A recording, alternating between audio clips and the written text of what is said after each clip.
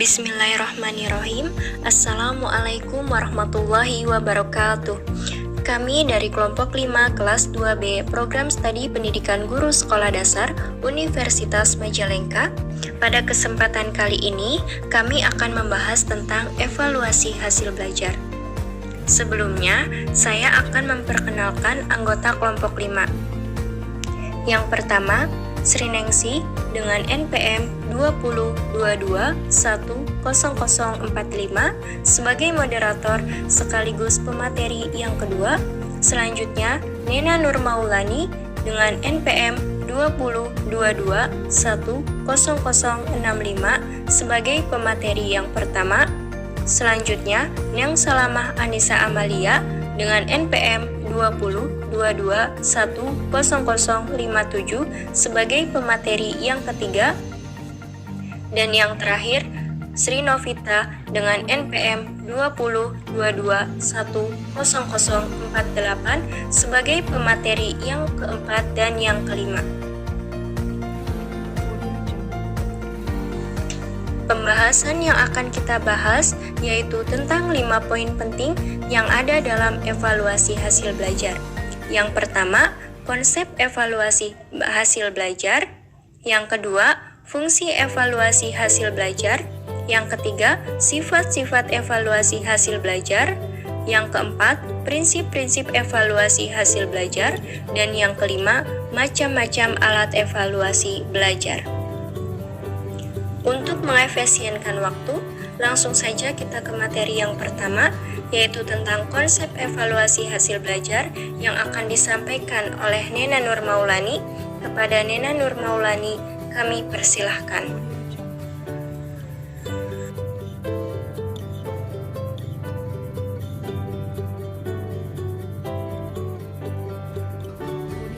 Baik, terima kasih kepada Sri Nengsi yang telah memberikan kesempatan kepada saya untuk menyampaikan materi.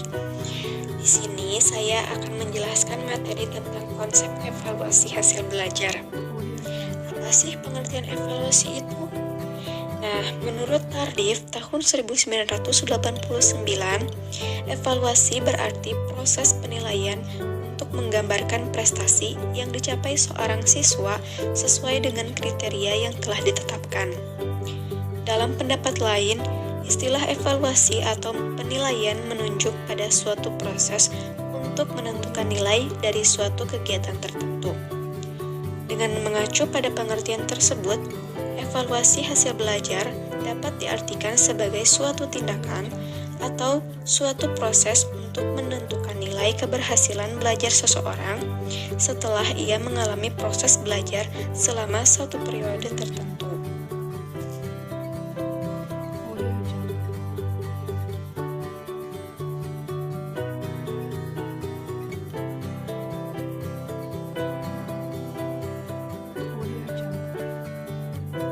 Baik, terima kasih kepada Nena Nur Maulani yang sudah menyampaikan materi pertama.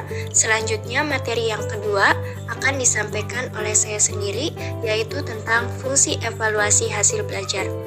Langsung saja, fungsi evaluasi hasil belajar terbagi menjadi 3. Yang pertama, fungsi psikologis. Dalam fungsi psikologis, siswa memperoleh kepastian tentang statusnya di dalam kelas. Selain itu, guru bertanggung jawab kepada siswa tentang sejauh mana siswa tersebut dapat menguasai materi yang diajarkan. Yang kedua, fungsi administratif. Fungsi administratif ini penilaian dalam bentuk rapor. Dengan adanya penilaian dalam bentuk rapor akan dapat dipenuhi berbagai fungsi administratif, yaitu merupakan inti laporan kepada orang tua siswa, guru, dan siswa itu sendiri, merupakan data bagi siswa apabila ia akan naik kelas, pindah kelas, maupun untuk melamar pekerjaan. Dari data tersebut, kemudian dapat berfungsi untuk menentukan status anak dalam kelasnya. Dan yang terakhir, memberikan informasi mengenai segala hasil usaha yang telah dilakukan oleh lembaga pendidikan. Fungsi evaluasi belajar yang ketiga yaitu fungsi didaktis. Fungsi didaktis bagi anak didik, keberhasilan maupun kegagalan belajar akan berpengaruh besar terhadap usaha-usaha berikutnya. Sedangkan bagi pendidik, penilaian hasil belajar dapat mewujudkan berhasil atau tidaknya metode pembelajaran yang digunakan. Ada juga menurut Buraji 1974 mengemukakan fungsi evaluasi hasil belajar menjadi 3, yaitu fungsi evaluasi hasil belajar untuk kepentingan murid, fungsi evaluasi hasil belajar untuk kepentingan pendidik, dan fungsi evaluasi hasil belajar untuk kepentingan lembaga. Mungkin itu saja yang dapat saya sampaikan tentang fungsi evaluasi hasil belajar. Selanjutnya, materi yang ketiga akan disampaikan oleh Neng Salamah Anissa Amalia. Kepada Neng Salamah Anissa Amalia, kami persilahkan.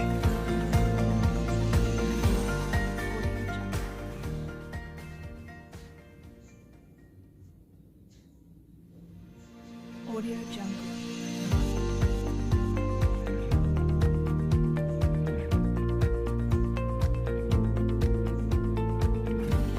Baik, terima kasih pada moderator yang telah memberikan saya kesempatan untuk menyampaikan materi.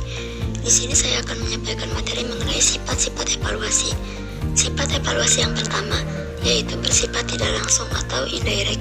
Artinya bahwa dalam proses pengevaluasian harus menggunakan prosedur atau proses dan menggunakan alat yang relevan dan sistematis, tidak secara langsung serta melihat gejala atau ciri-ciri yang nampak. Yang kedua yaitu bersifat kuantitatif. Artinya bahwa banyak gejala-gejala pendidikan yang sifatnya abstrak dan kualitatif, tetapi dalam proses evaluasi selalu dikuantitatifkan. Yang ketiga yaitu menggunakan unit-unit yang tetap. Artinya dalam mengungkap atau mengukur sesuatu objek akan selalu menggunakan satuan ukuran tertentu sesuai dengan objek yang diukur atau dinilai. Misalnya IQ antara 100 sampai 110 termasuk normal, IQ antara 80 sampai 99 termasuk lamban, dan lain sebagainya. Yang keempat yaitu bersifat relatif atau tidak mutlak. Artinya bahwa hasil penilaian setiap individu akan selalu berubah sesuai dengan dinamikanya.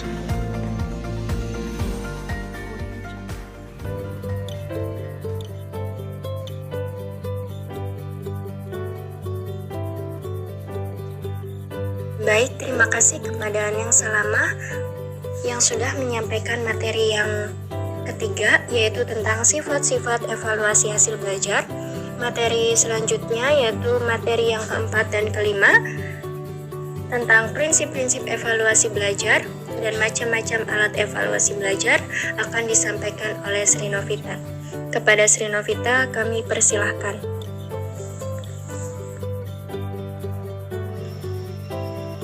Baik, terima kasih kepada moderator yang telah memberikan saya kesempatan untuk menyampaikan materi. Di sini saya akan menyampaikan materi mengenai prinsip-prinsip evaluasi hasil belajar. Pertama, harus dilaksanakan secara kontinu. Dilaksanakan secara kontinu artinya evaluasi harus dilaksanakan secara terus-menerus pada masa-masa tertentu. Hal ini dimaksudkan agar penilai memperoleh kepastian atau pemantapan dalam mengevaluasi.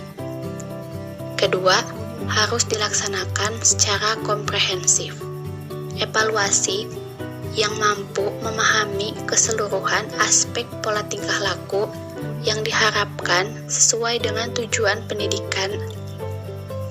Untuk dapat melaksanakan evaluasi secara komprehensif, maka setiap tujuan pendidikan harus dijabarkan sejelas mungkin sehingga dapat dijadikan pedoman untuk melakukan pengukuran.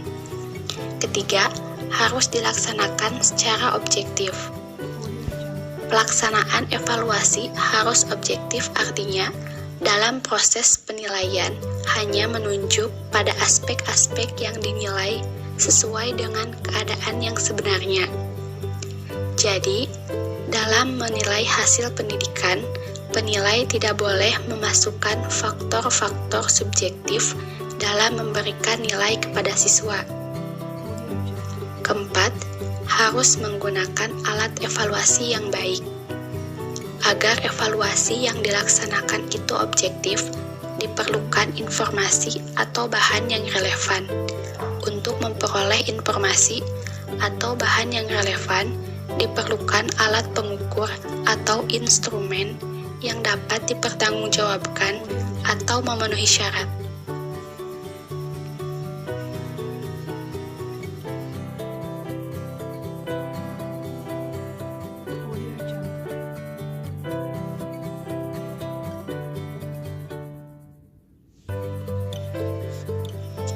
Selanjutnya, saya akan menyampaikan materi mengenai macam-macam alat evaluasi belajar. Pertama, alat ukur harus valid. Problem kejituan atau ketepatan. Seberapa jauh alat pengukur dapat mengungkap dengan jitu gejala atau bagian-bagian gejala yang hendak diukur. Problem ketelitian. Seberapa jauh alat pengukur dapat memberikan reading yang teliti. Kedua, alat ukur harus reliable.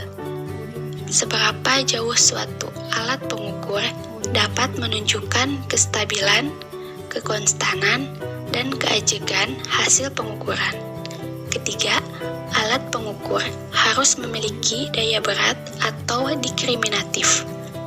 Seberapa jauh suatu butir soal mampu membedakan tentang keadaan aspek yang diukur apabila keadaannya memang beda.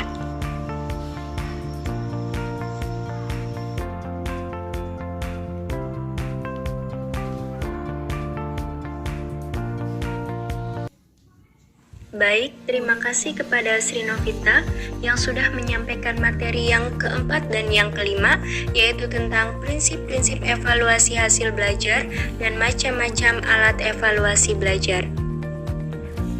Sebelum kita menutup presentasi kali ini, saya akan menyampaikan sedikit kesimpulan tentang materi yang sudah kami sampaikan. Dapat disimpulkan bahwa evaluasi hasil belajar merupakan suatu proses yang sistematis untuk menentukan atau membuat keputusan sampai sejauh mana tujuan-tujuan pengajaran telah dicapai oleh siswa. Fungsi evaluasi hasil belajar, yang pertama, fungsi psikologis, yang kedua, fungsi administratif, dan yang ketiga, fungsi didaktis. Sifat-sifat evaluasi hasil belajar yaitu tidak langsung, kuantitatif, menggunakan unit-unit yang tetap, dan relatif. Prinsip-prinsip evaluasi hasil belajar harus dilaksanakan secara kontinu, harus dilaksanakan secara komprehensif, harus dilaksanakan secara objektif, dan harus menggunakan alat evaluasi yang baik. Macam-macam alat evaluasi belajar yaitu alat ukur harus valid, alat ukur harus reliable, dan alat pengukur harus memiliki daya beda atau diskriminatif. Nah, mungkin itu saja yang dapat kelompok kami sampaikan. Untuk kekurangannya kami mohon maaf. Wabillahi taufik wal hidayah. Wassalamualaikum warahmatullahi wabarakatuh.